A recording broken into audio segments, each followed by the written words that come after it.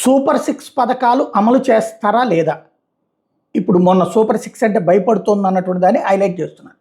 అయితే ఉచిత బస్సు ఆగస్టులో పెట్టేస్తారు, నో డౌట్.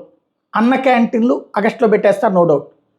సూపర్ సిక్స్లో కీలకమైనటువంటి ఏదైతే తల్లికి వందనం, లేకపోతే కనుక ప్రతి మహిళకి 1500 రూపాయలు, ఇట్లాంటివి ఆలస్యం కావచ్చు, లేదా ఎలక్షన్స్ ఏడాదిలో పెట్టుకురావచ్చు, లేదా ఒక్కొక్క ఏడాది ఒక్కొక్కటి తీసుకురావచ్చు. సాధారణంగా తెలుగుదేశం అనుకూల మీడియానే ఎక్కువగా ఉంటుంది కాబట్టి వాళ్ళు ఇప్పటికే ఇది జగన్ ఆర్థిక అరాచకం చేశాడు, ఆర్థికంగా గందరగోళం చేశాడు అన్నదే ప్రొజెక్ట్ చేసుకొస్తారు. బట్ చంద్రబాబు నాయుడు గారి టైంలో సంపద సృష్టించబడి ఉంటే అప్పుడు ఫీజు రియంబర్స్, అదే దాని పేరేంటిది, మన ఈ 2 పథకాలు, డ్వాక్రా రుణమాఫీ, సంపూర్ణ రుణమాఫీ చేయలేదు కదా, రైతు రుణమాఫీ.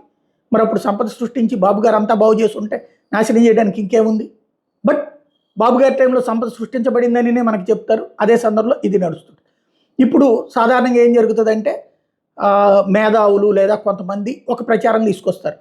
ఆర్థిక పరిస్థితి ఎట్లా అస్తవ్యస్తంగా ఉంది, అయినా ఉచితాలు ఎందుకు ఇవ్వాలి, ఎవరి కోసం ఇవ్వాలి, నాశనం చేయాలా సమాజాన్ని, జగన్ అట్లా చేసినా కూడా ఓట్లు రాలేదు కదా, ఎందుకు చేయాలి అన్నటువంటి ప్రశ్నలు వీళ్ళు రైట్ చేస్తారు. అది బాగా ఫోకస్ అవుతుంది, సోషల్ మీడియాలో కూడా వైరల్ అవుతాయి.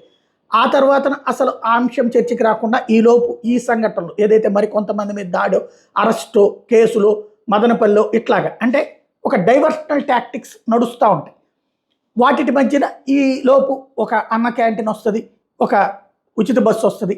ఒక వ్యూహాత్మకంగా ఎట్లా వ్యవహరించాలో తెలుసు, ఏం చేస్తారన్నది చూద్దాం.